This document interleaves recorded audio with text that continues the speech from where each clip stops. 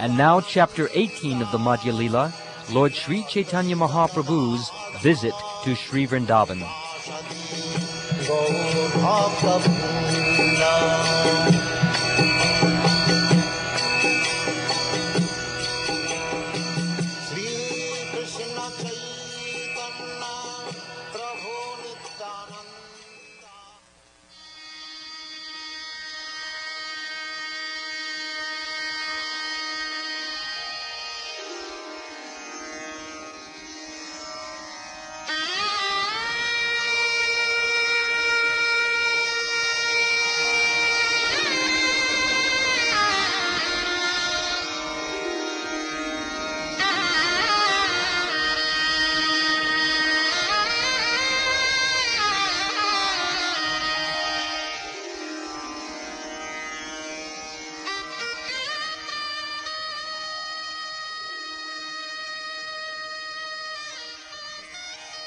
Sri Chaitanya Mahaprabhu traveled all over Vrindavan and pleased all living entities, moving and non-moving, with his glances. The Lord took much personal pleasure in seeing everyone. In this way, Lord Gauranga traveled in Vrindavan. All glories to Lord Gaura Chandra. All glories to Nityananda Prabhu. All glories to Advaita Prabhu. And all glories to the devotees of Lord Chaitanya, headed by Srivas Thakur.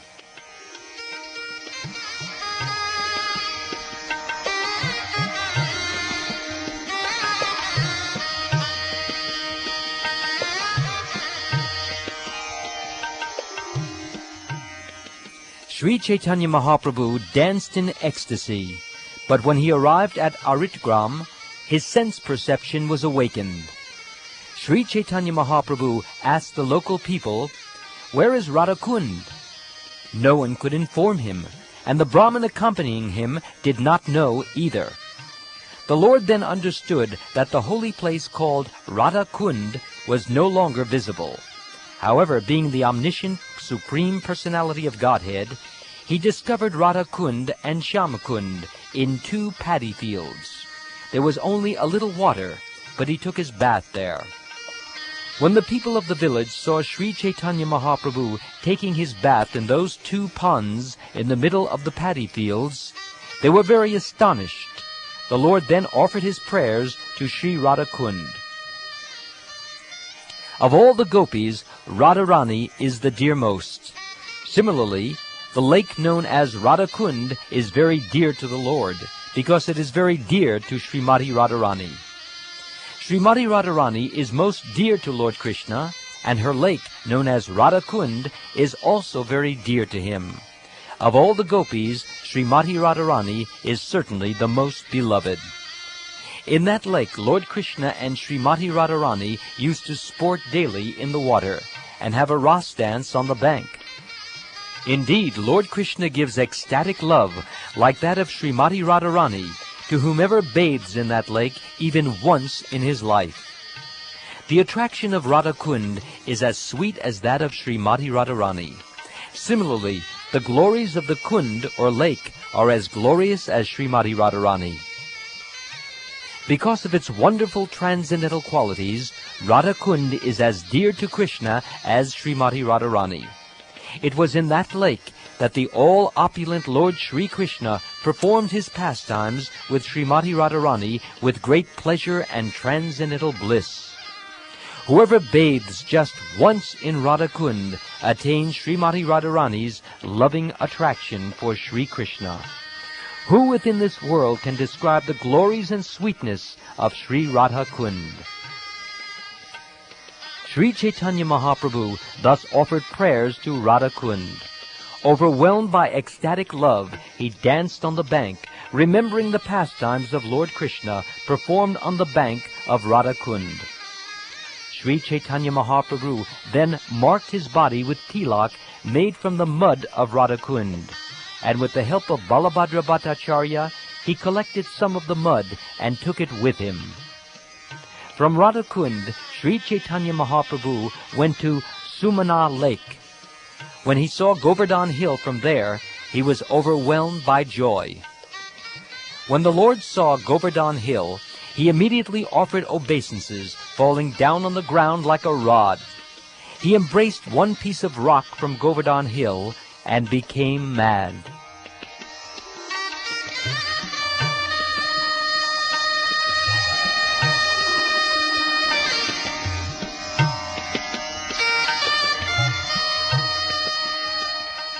Mad with ecstatic love, the Lord came to the village known as Govardhan. It was there that he saw the deity Haridev and offered his obeisances unto him. Haridev is an incarnation of Narayan, and his residence is on the western petal of the lotus of Mathura. Mad with ecstatic love, Sri Chaitanya Mahaprabhu began to dance before the Haridev deity. Hearing of the Lord's wonderful activities, all the people came to see him. The people were astonished when they saw Sri Chaitanya Mahaprabhu's ecstatic love and personal beauty. The priests who served the Haridev deity offered the Lord a good reception. At Brahmakund, Bhattacharya cooked food, and the Lord, after taking his bath at Brahmakund, accepted his lunch. That night the Lord stayed at the temple of Haridev, and during the night he began to reflect. Sri Chaitanya Mahaprabhu thought, "Since I shall not at any time climb Govardhan Hill, how shall I be able to see Gopal Rai?" Thinking in this way, the Lord remained silent, and Lord Gopal, knowing his contemplation, played a trick. Coming down from Govardhan Hill, Lord Gopal granted an interview to Lord Sri Chaitanya Mahaprabhu, who was unwilling to climb the hill, thinking himself a devotee of Lord Krishna. Gopal stayed in a village called Anukut Gram on Govardhan Hill.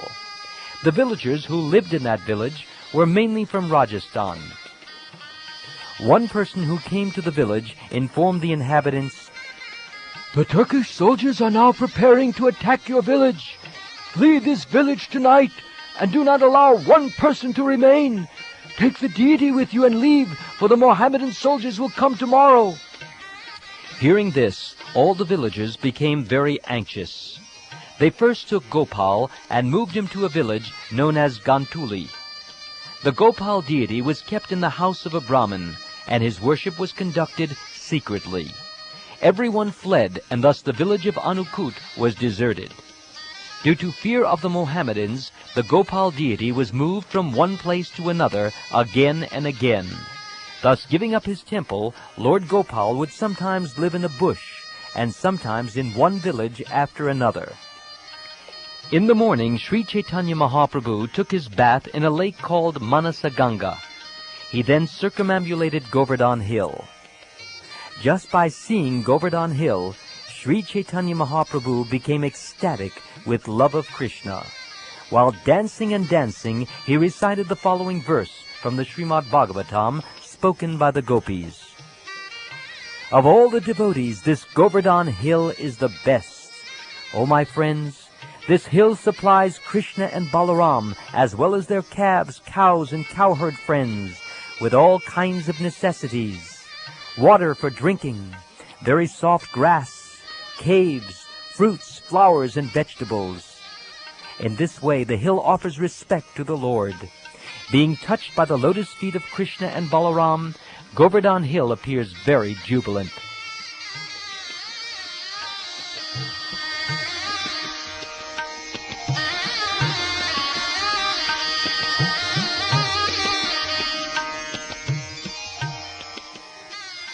Sri Chaitanya Mahaprabhu then took his bath in a lake called Govinda Kund, and while he was there, he heard that the deity Gopal had already gone to Gantuli Gram.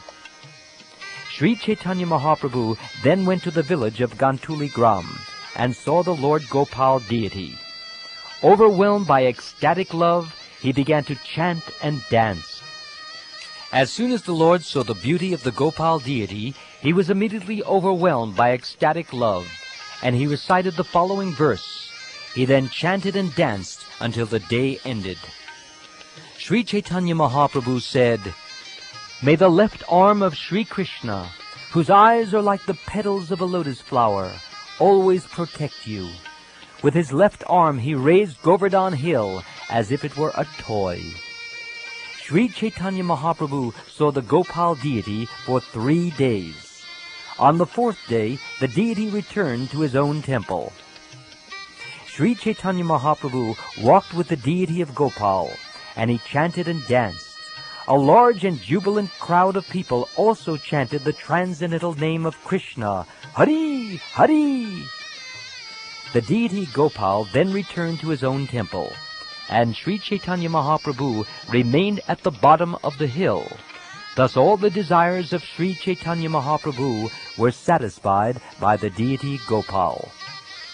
This is the way of Lord Gopal's kind behavior to his devotees. Seeing this, the devotees were overwhelmed by ecstatic love. Sri Chaitanya Mahaprabhu was very anxious to see Gopal, but he did not want to climb Govardhan Hill. Therefore, by some trick, the deity Gopal personally descended. In this way, giving some excuse, Gopal sometimes remains in the bushes of the forest, and sometimes he stays in a village. One who is a devotee comes to see the deity.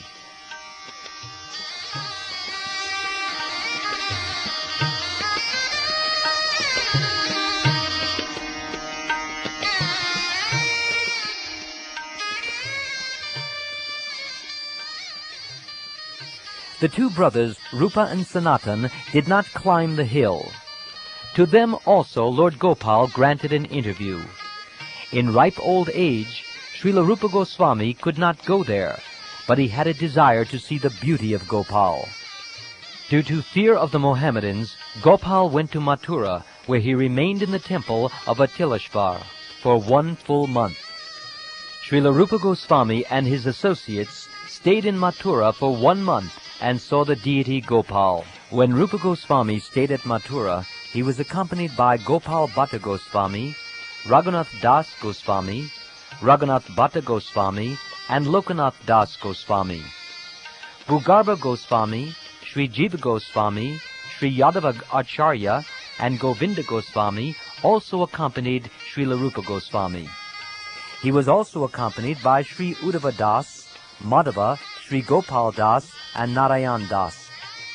The great devotee Govinda, Vani Krishna Das, Pundarikaksha, Ishan and Lagu Hari Das also accompanied him. It was with great jubilation that Rupa Goswami visited Lord Gopal, accompanied by all these devotees. After staying at Mathura for 1 month, the deity Gopal returned to his own place, and Sri Rupa Goswami returned to Vrindavan. In the course of this story, I have given a description of Lord Gopal's mercy. After seeing the Gopal deity, Sri Chaitanya Mahaprabhu went to Sri Kamyavan.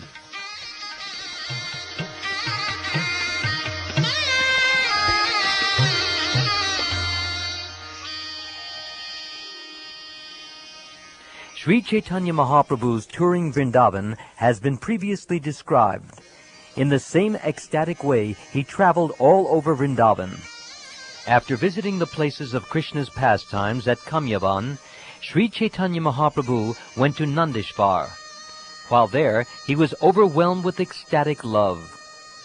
Sri Chaitanya Mahaprabhu bathed in all the celebrated lakes, beginning with Lake Pavan. Thereafter he climbed a hill and spoke to the people. Sri Chaitanya Mahaprabhu asked, "Are there any deities on top of this hill?" The local people replied, "There are deities on this hill, but they are located within a cave.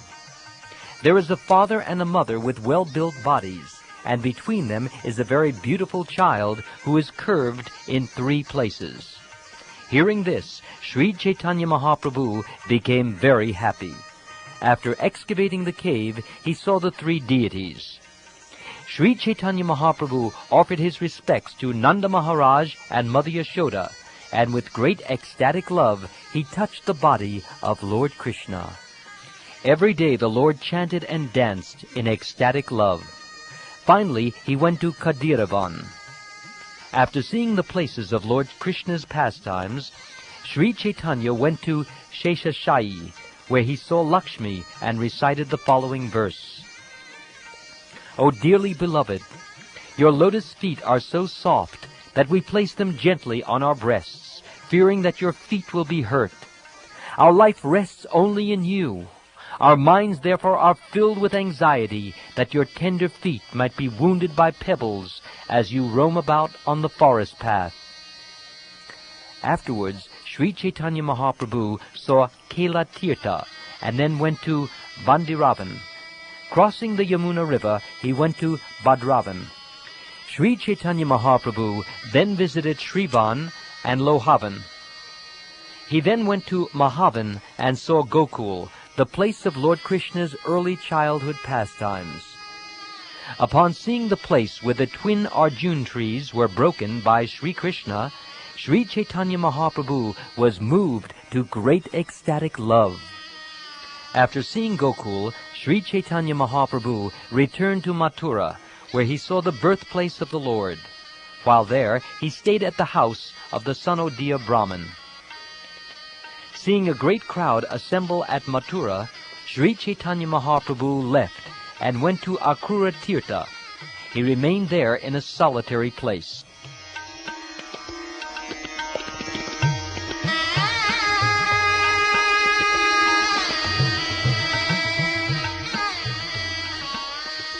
The next day, Sri Chaitanya Mahaprabhu went to Vrindavan and took his bath at the Kaliya lake and Praskandan.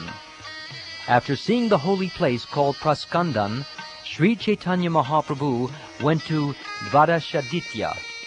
From there he went to Keshi Tirtha, and when he saw the place where the Ras dance had taken place, he immediately lost consciousness due to ecstatic love. When the Lord regained his senses, he began to roll on the ground.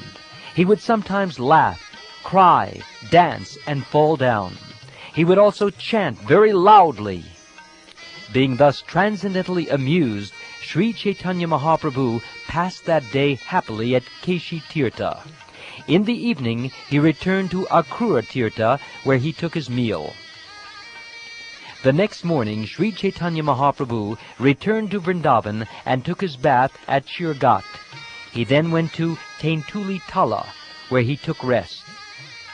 The tamarind tree named Tentuli Tala was very old, having been there since the time of Lord Krishna's pastimes. Beneath the tree was a very shiny platform. Since the river Yamuna flowed near Tentuli Tala, a very cool breeze blew there. While there, the Lord saw the beauty of Vrindavan and the water of the river Yamuna. Sri Chaitanya Mahaprabhu used to sit beneath the old tamarind tree and chant the holy name of the Lord. At noon, he would return to Akrura Tirtha to take lunch. All the people who lived near Akrura Tirtha came to see Sri Chaitanya Mahaprabhu, and due to the large crowds, the Lord could not peacefully chant the holy name. Therefore, Sri Chaitanya Mahaprabhu would go to Vrindavan and sit in a solitary place. It was there that he chanted the holy name until noon.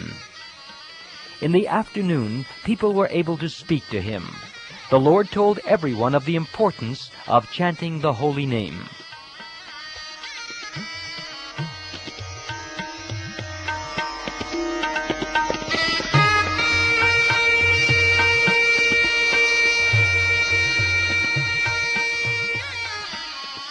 During this time, a Vaishnav named Krishnadas came to see Sri Chaitanya Mahaprabhu.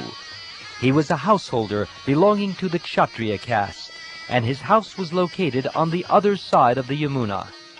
After bathing at Keshi Tirtha, Krishnadas went toward Kaliyadaha and suddenly saw Sri Chaitanya Mahaprabhu sitting at Amalitala, or Tentulitala. Upon seeing the Lord's personal beauty and ecstatic love, Krishnadas was very astonished. Out of ecstatic love, he offered his respectful obeisances unto the Lord. Sri Chaitanya Mahaprabhu asked Krishnadas, "Who are you? Where is your home?" Krishnadas replied, "I am a most fallen householder. I belong to the Rajput caste, and my home is just on the other side of the river Yamuna. However, I wish to be the servant of a Vaishnav. Today I've had a dream, and according to that dream, I have come here and found you." Sri Chaitanya Mahaprabhu then bestowed upon Krishnadas his causeless mercy by embracing him. Krishnadas became mad with ecstatic love and began to dance and chant the holy name of Hari. Krishnadas returned to Akrura Tirtha with the Lord, and remnants of the Lord's food were given to him. The next morning, Krishnadas went with Sri Chaitanya Mahaprabhu to Vrindavan and carried his water pot. Krishnadas thus left his wife, home, and children in order to remain with Sri Chaitanya Mahaprabhu. Everywhere the Lord went, all the people said, "Krishna has again manifest at Vrindavan."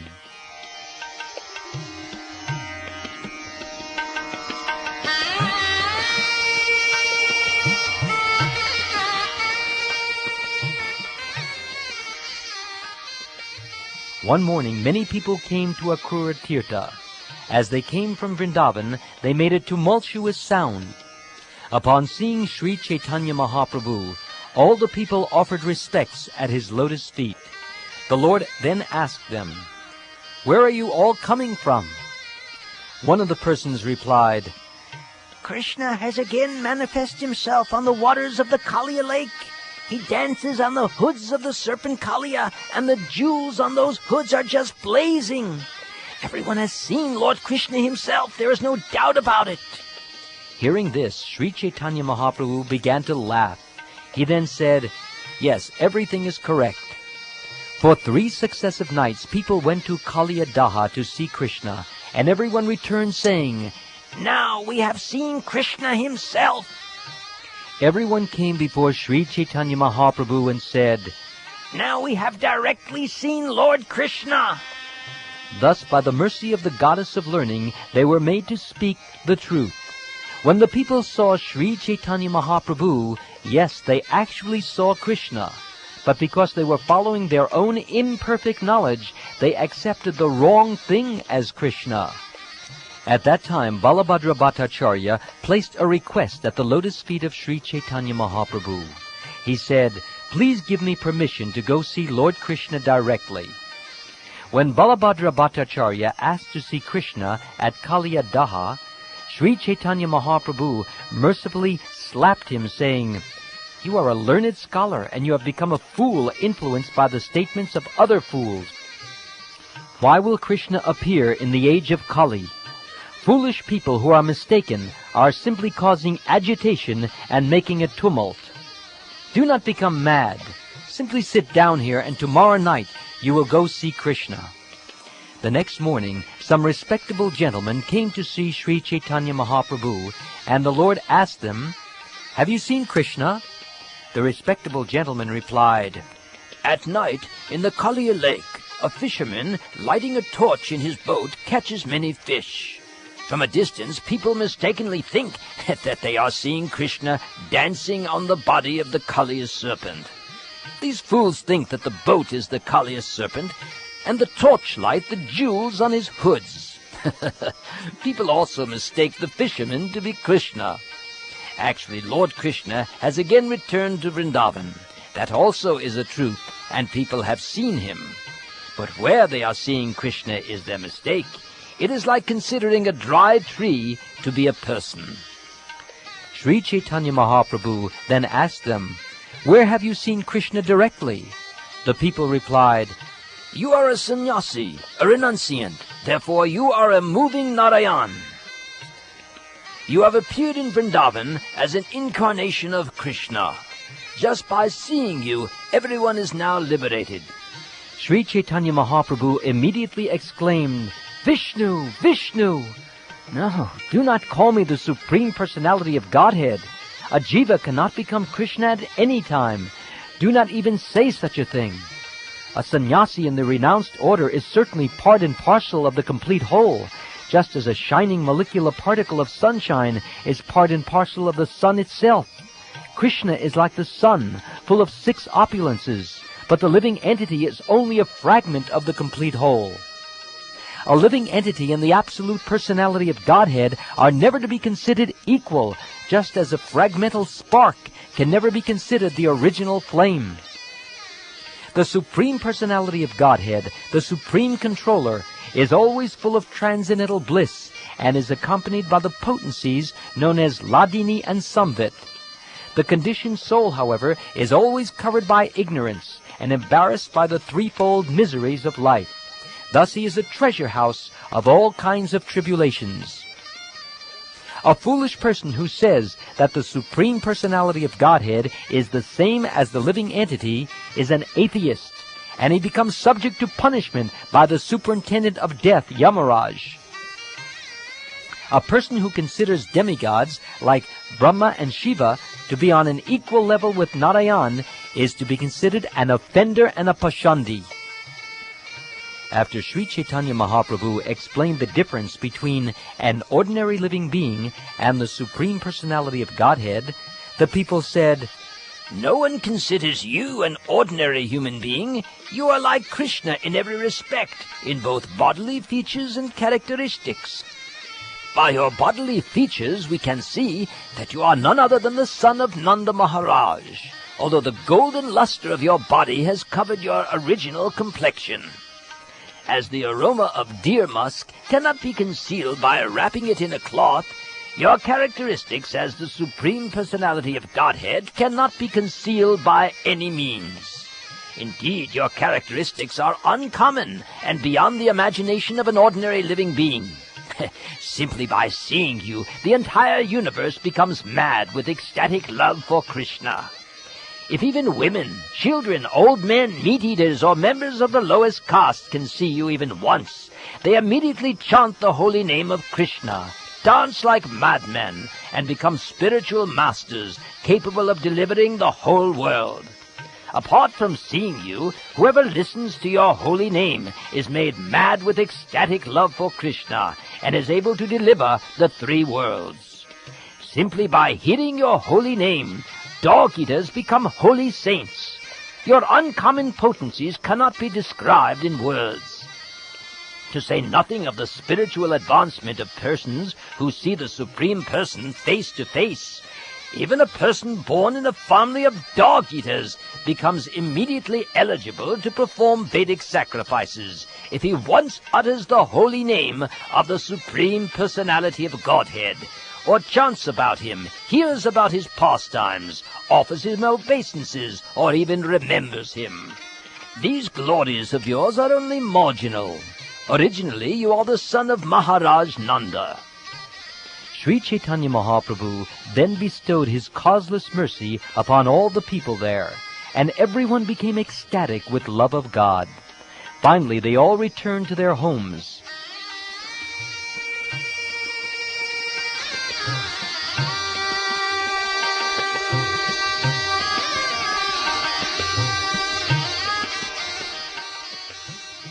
Sri Chaitanya Mahaprabhu remained for some days in Akrura Tirtha.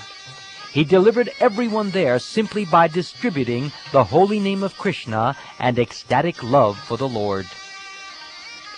The Brahmin disciple of Madhavendra Puri went from house to house in Mathura and inspired other Brahmins to invite Chaitanya Mahaprabhu to their homes.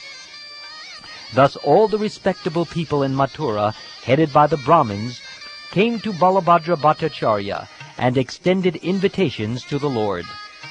In one day, 10 to 20 invitations were received, but Balabhadra Bhattacharya would accept only one of them.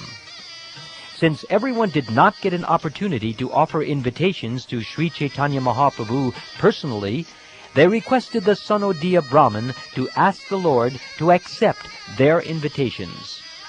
The Brahmins from different places, such as Kanyakubja and South India, who were all strict followers of the Vedic religion, offered invitations to Sri Chaitanya Mahaprabhu with great humility. In the morning they would come to Akrura Tirtha and cook food. After offering it to the Shaligram Shila, they offered it to Sri Chaitanya Mahaprabhu.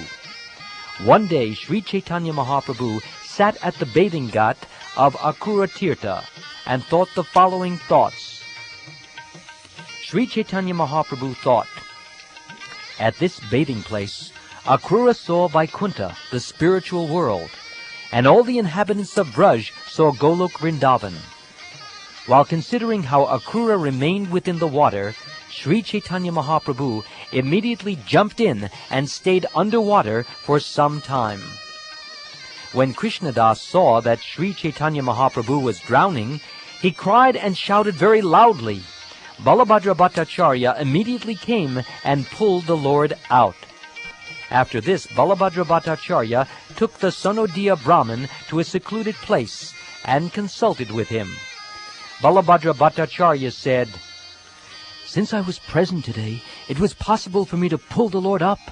However, if he starts to drown in Vrindavan, who will help him? Now there is a crowd of people here, and these invitations are causing much disturbance. In addition, the Lord is always ecstatic and emotional. I do not find the situation here very good. It would be good if we could get Sri Chaitanya Mahaprabhu out of Vrindavan. This is my conclusion." The Sonodia Brahmin said, "Let us take him to Prayag and go along the banks of the Ganges. It will be very pleasurable to go that way. After going to the holy place, named Sorokshetra, and taking bath in the Ganges, let us take Sri Chaitanya Mahaprabhu that way and go. It is now the beginning of the month of Magha.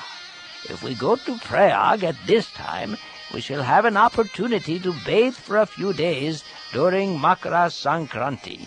Kindly submit to Sri Chaitanya Mahaprabhu the unhappiness you are feeling within yourself. Then propose that we go to Prayag on the full moon day of the month of Magha. Tell the Lord of the happiness you will feel in traveling via the banks of the Ganges." Balabhadra Bhattacharya therefore submitted this prayer to Sri Chaitanya Mahaprabhu.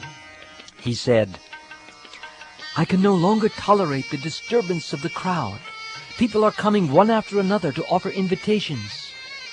Early in the morning people come here, and not seeing you present, they simply tax my brain. I will be very happy if you all leave and take the path by the banks of the Ganges. Then we can have the opportunity to bathe in the Ganges in Prayag during Makara Sankranti. My mind has become very agitated, and I cannot bear this anxiety. May everything rest on the permission of your lordship. I will accept whatever you want to do." Although Sri Chaitanya Mahaprabhu had no desire to leave Vrindavan, he began to speak sweet words just to fulfill the desire of his devotee. He said, "You have brought me here to show me Vrindavan. I am very much indebted to you, and I shall not be able to repay this debt. Whatever you desire, I must do. Wherever you take me, I shall go." The next morning, Sri Chaitanya Mahaprabhu got up early. After taking his bath, he became ecstatic with love, knowing that he now had to leave Vrindavan. Although the Lord did not exhibit any external symptoms, his mind was filled with ecstatic love.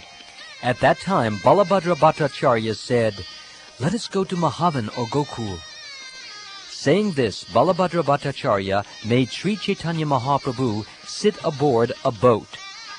After they crossed the river, he took the Lord with him.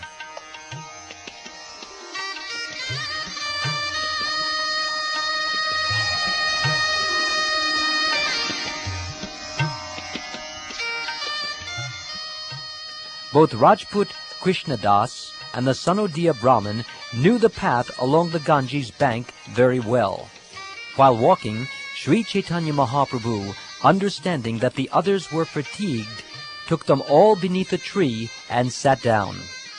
There were many cows grazing near the tree, and the Lord was very pleased to see them. Suddenly a cowherd boy blew on his flute, and immediately the Lord was struck with ecstatic love.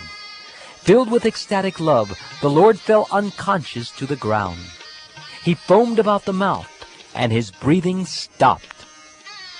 While the Lord was unconscious, 10 cavalry soldiers belonging to the Mohammedan Pathan military order rode up and dismounted. Seeing the Lord unconscious, the soldiers thought, "This sannyasi must have possessed a large quantity of gold.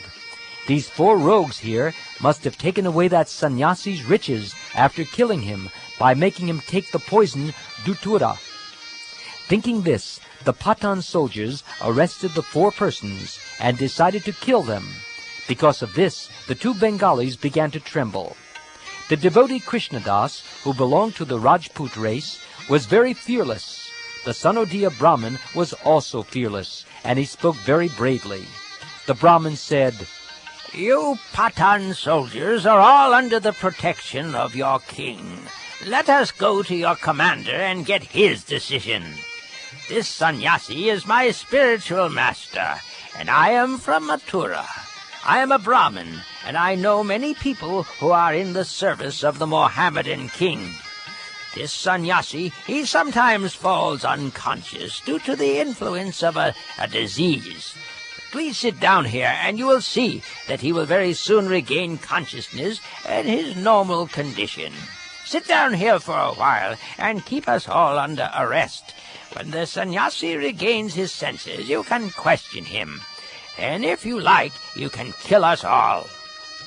The Pathan soldiers said, "You are all rogues. 2 of you belong to the district of Mathura. The other 2, who are trembling, belong to Bengal."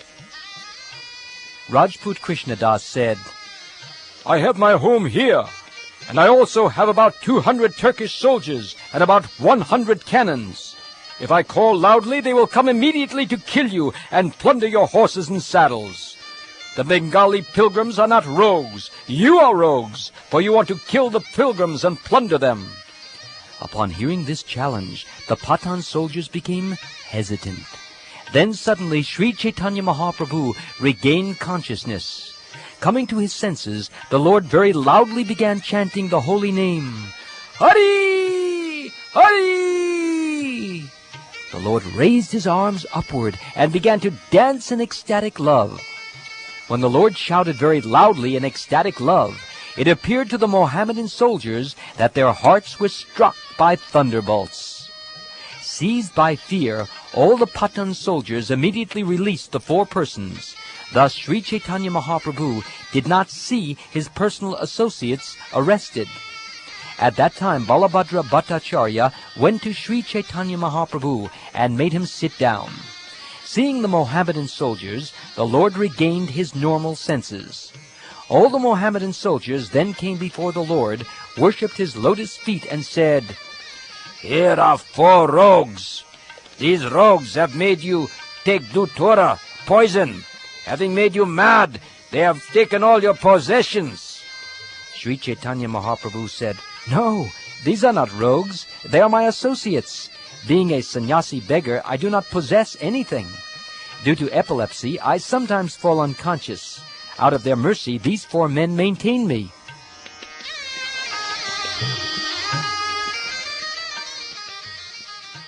Among the Mohammedans was a grave person who was wearing a black dress. People call him a saintly person. The heart of that saintly person softened upon seeing Sri Chaitanya Mahaprabhu. He wanted to talk to him and establish impersonal Brahman on the basis of his own scripture, the Koran. When that person established the impersonal Brahman conception of the absolute truth on the basis of the Koran, Sri Chaitanya Mahaprabhu refuted his argument. Whatever arguments he put forward, the Lord refuted them all. Finally, the person became stunned and could not speak. Sri Chaitanya Mahaprabhu said, "The Koran has certainly established impersonalism, but at the end it refutes that impersonalism and establishes the personal God. The Koran accepts the fact that ultimately there is only one God. He is full of opulence, and his bodily complexion is blackish. According to the Koran, the Lord has a supreme, blissful, transcendental body. He is the absolute truth, the all-pervading, omniscient, and eternal being. He is the origin of everything. Creation, maintenance, and dissolution come from him. He is the original shelter of all gross and subtle cosmic manifestations. The Lord is the supreme truth, worshipable by everyone. He is the cause of all causes. By engaging in his devotional service, the living entity is relieved from material existence. No conditioned soul can get out of material bondage without serving the Supreme Personality of Godhead. Love at his lotus feet is the ultimate goal of life. The happiness of liberation, whereby one merges into the Lord's existence, cannot even be compared to a fragment of the transcendental bliss obtained by service unto the Lord's lotus feet. In the Koran, there are descriptions of fruitive activity, speculative knowledge, mystic power, and union with the Supreme. But ultimately, everything is refuted as the Lord's personal feature and his devotional service is established. The scholars of the Koran are not very advanced in knowledge. Although there are many methods prescribed, they do not know that the ultimate conclusion should be considered the most powerful. Seeing your own Koran and deliberating over what is written there, what is your conclusion? The saintly Mohammedan replied, All that you have said is true. This has certainly been written in the Koran, but our scholars can neither understand nor accept it. Usually they describe the Lord's impersonal aspect, but they hardly know that the Lord's personal feature is worshipable. They are undoubtedly lacking this knowledge. Since you are that very same supreme personality of Godhead himself, please be merciful upon me. I am very fallen and unfit. Yes, I have studied the Mohammedan scripture very extensively, but from it, I cannot conclusively decide what the ultimate goal of life is, or how I can approach it. Now that I have seen you, my tongue, it is chanting the Hare Krishna Maha Mantra. The false prestige I felt from being a learned scholar, that is now gone. Saying this, the saintly Mohammedan fell at the lotus feet of Sri Chaitanya Mahaprabhu and requested him to speak of life's ultimate goal and the process by which it could be obtained.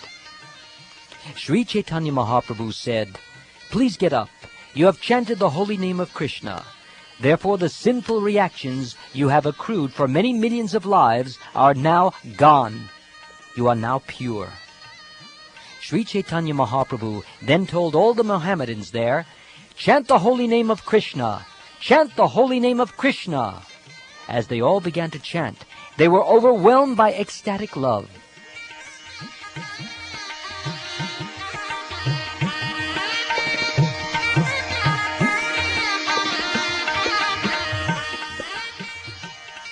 In this way, Sri Chaitanya Mahaprabhu indirectly initiated the saintly Mohammedan by advising him to chant the holy name of Krishna. The Mohammedan's name was changed to Ramdas. There was also another Pathan Muslim present, whose name was Vajuli Khan. Vajuli Khan was very young, and he was the son of the king. All the other Mohammedans, Pathanas, headed by Ramdas, were his servants. Vajuli Khan also fell down at the lotus feet of Sri Chaitanya Mahaprabhu, and the Lord placed his foot on his head. Bestowing his mercy upon them in this way, Sri Chaitanya Mahaprabhu left. All the Pathan Mohammedans then became mendicants. Later, these very Pathans became celebrated as the Pathan Vaishnavas. They toured all over the country and chanted the glorious activities of Sri Chaitanya Mahaprabhu. Vajuli Khan became a greatly advanced devotee, and his importance was celebrated at every holy place of pilgrimage. In this way, Lord Sri Chaitanya Mahaprabhu performed his pastimes. Coming to the western part of India, he bestowed good fortune upon the Yavanas and Mlechas.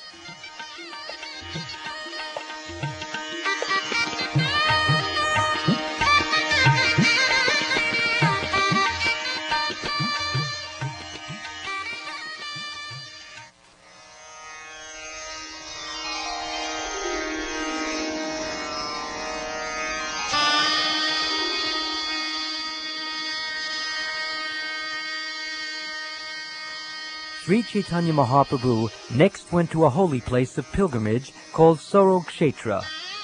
He took his bath in the Ganges there and started for Prayag on the path along the banks of the Ganges.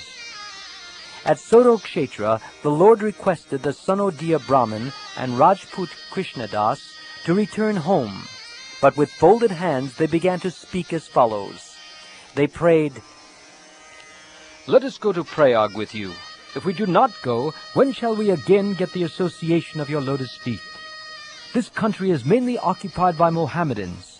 At any place someone can create a disturbance, and although your companion Balabhadra Bhattacharya is a learned scholar, he does not know how to speak the local language." Hearing this, Sri Chaitanya Mahaprabhu accepted their proposal by smiling mildly. Thus those two persons continued to accompany him. Whoever got to see Sri Chaitanya Mahaprabhu would feel himself overwhelmed with ecstatic love and would begin to chant the Hare Krishna mantra. Whoever met Sri Chaitanya Mahaprabhu became a Vaishnav, and whoever met that Vaishnav also became a Vaishnav. In this way, all the towns and villages, one after the other, became Vaishnav. Just as the Lord inundated South India on his tour there, he also inundated the western part of the country with love of Godhead. Sri Chaitanya Mahaprabhu finally arrived at Prayag, and for 10 successive days bathed in the confluence of the rivers Yamuna and Ganges during the festival of Makra Sankranti, or Magh Mela.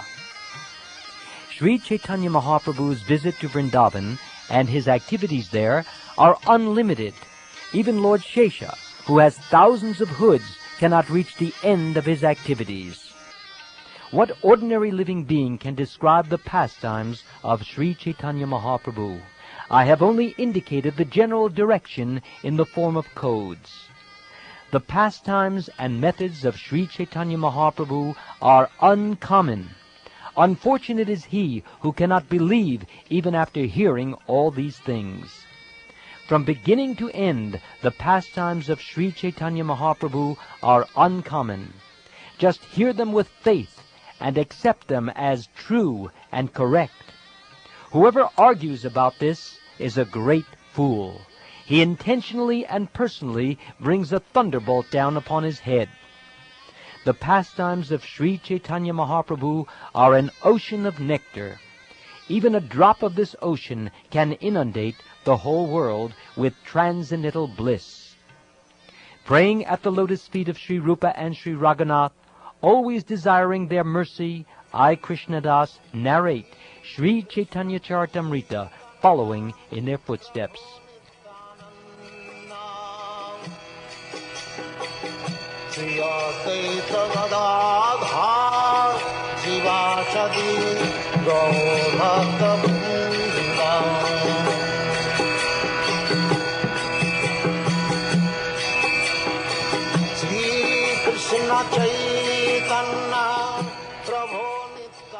This ends chapter 18 of the Madhya Lila, the Lord's visit to Vrindavan.